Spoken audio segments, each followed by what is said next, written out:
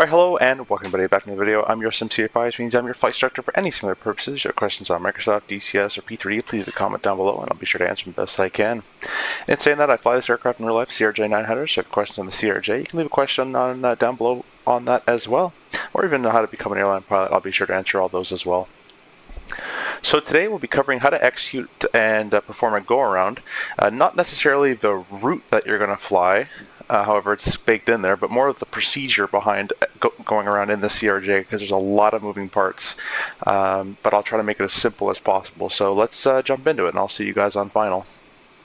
Alright, so we're on final here, runway 19 into Jackson Hole, and a couple things. We're on the localizer and glide slope. We have our missed approach altitude of 14,000 feet set, and I got that from the chart up here. Climb 14,000. This is runway 19 once again.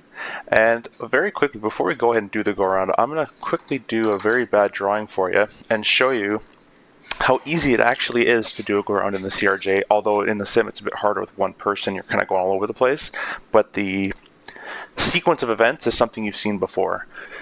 So the only thing we have to add to this go around procedure that you're not used to, from a takeoff that is one or three, probably 3 steps or so. So as you know, at takeoffs, you start with flap 8 or flap 20, with the gear already down of course, and you take off. You go gear up, speed mode, heading mode, whatever. You do your thing. If you've seen my takeoff video, then that explains that. But in the go around, it's we add a couple things before that. So let's say you've been told to go around. The first thing you're going to do is at the same time you're going to click this toga button, which I would map this to your throttle. Should be just be called toga.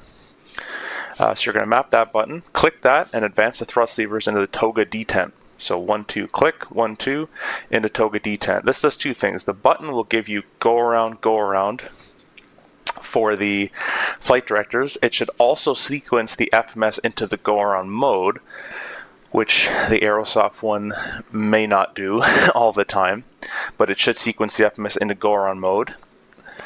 And once you got the toga thrust in there, your engines are going to automatically, with FADEC, be set to the go-around power setting, which in our case currently is 89.5. This setting will change on various temperatures and density altitudes and things, but the FADEC will calculate your go-around thrust for you. So toga button, toga detent. The second thing you're going to start doing is start flying the flight directors. You're going to start automatically going into that nose-up attitude and flying the flight director. One little trick, if I unpause here and we're flying the ILS, if you go down to the FMS and click MFD menu, and I'm on the right side, so I'll verify it says right, and then I'm going to click missed approach, it'll actually show you your missed approach instructions in blue.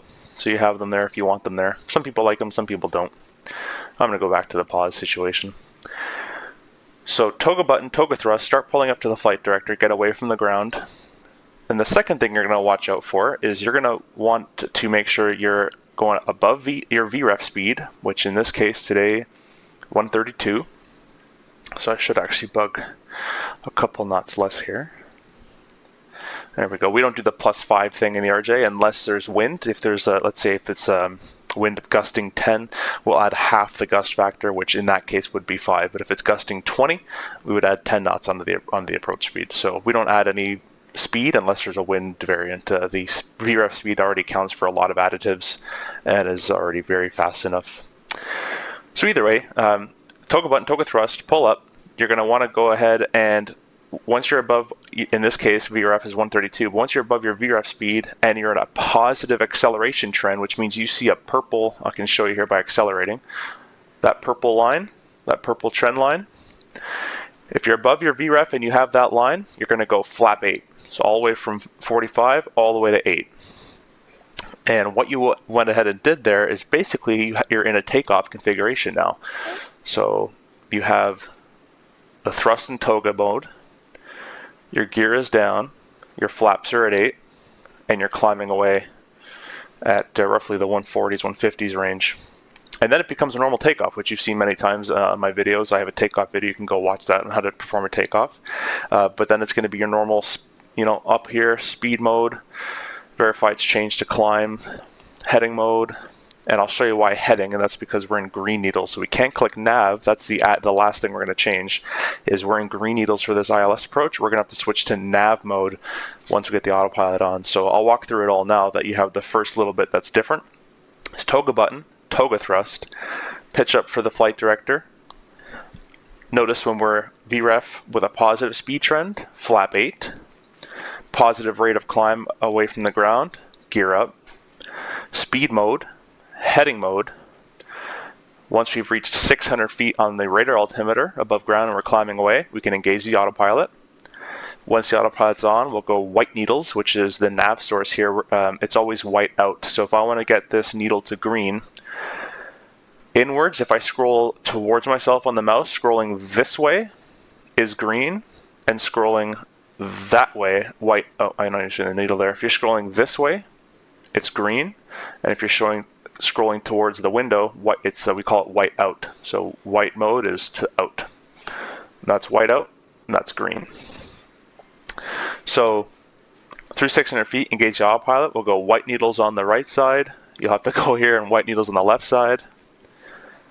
You'll verify the nav is available. So if you're tracking an active nav source, and you should see the FMS should sequence into the MISS approach, and the sequence should be auto. It should not be inhibited. If it's inhibited, it means it's, the FMS is inhibiting you from sequencing into the next waypoint, and nav won't work. The Aerosoft might get finicky with that. Rural works quite nicely. So white needles, nav mode. Then you're going to go through your acceleration height, which is by default usually 1,000 feet above ground. So in Jackson Hole, that would be 7,500, we'll call it. We're going to bug our VT speed, retract the flaps, climb thrust, and then we'll go to the after takeoff checklist. So after you get toga button, toga thrust, flap 8, it's a takeoff, and then you have to put yourself in white needles as well. If it's an RNAV, if you're flying the MISS approach with the FMS, which in this case we are because it's not based on a VOR or anything. You could actually do the VOR radial in this MISS approach, but it's a lot easier to do it with the white needles. So let's go ahead and show you, and I'll get a little bit closer, and then I'll do the MISS approach. Okay, so in our case today, the MISS approach instructions is climb to 14,000 feet, radial up on a 192, outbound to, I can't even pronounce that, Kini, and then, which is 26 DME of the Jack VOR, and hold, continue in the hold to 14,000. Alright, so we'll go ahead and say, they've given us go around, the autopilot off, go around mode, toga thrust. Now, the flight directors aren't really given the most pitch away from the ground, but that's what we're going to see. We're VREF with a positive trend, flap 8. Gear up. Speed mode. Heading mode. We're above 600, autopilot engaged.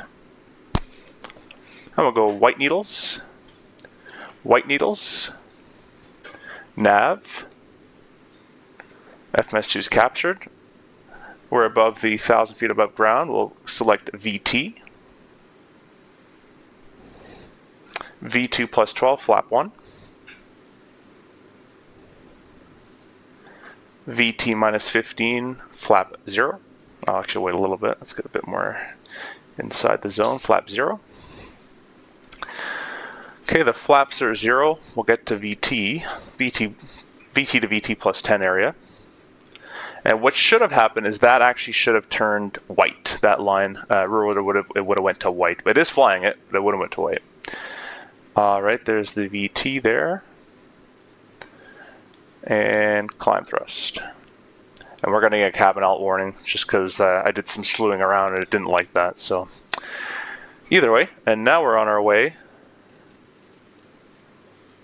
to Kini,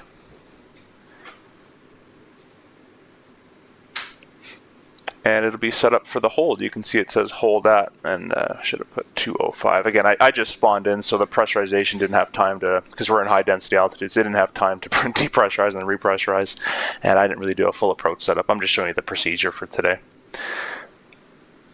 And that's pretty much the missed approach in the CRJ. So I'll reiterate again on the picture for you. It's the toga button, toga thrust. So I'll go toga times 2, toga button, toga thrust. Obviously pull towards those flight directors, so I'll just put, aviate, or you can put pull, whatever you like. Obviously not crazy. If you're doing a low energy state, low to the ground go around, sometimes you'll have to play in ground effect, and sometimes the wheels might touch the ground as the go around power is being set, but you're just kind of on that teeter totter, so don't pull that crazy. But this is just general outline. Toga button ×2, pull for the flight director. Then you got the positive. You got VREF with a positive trend of speed. Flap 8.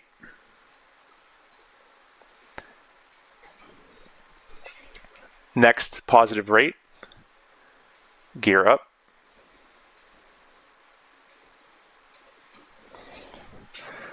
Then you're waiting for.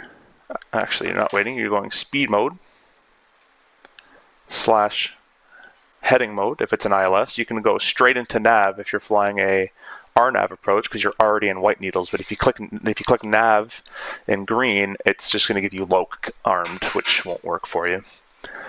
So toga with the thrust and the button, pull up to the flight directors with the positive speed and above VREF, flap 8, positive rate, gear up, speed mode, heading mode, 600 feet, autopilot.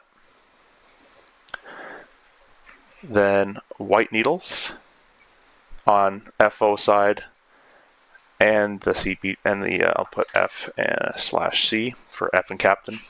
So both sides have to be in white. Nav mode.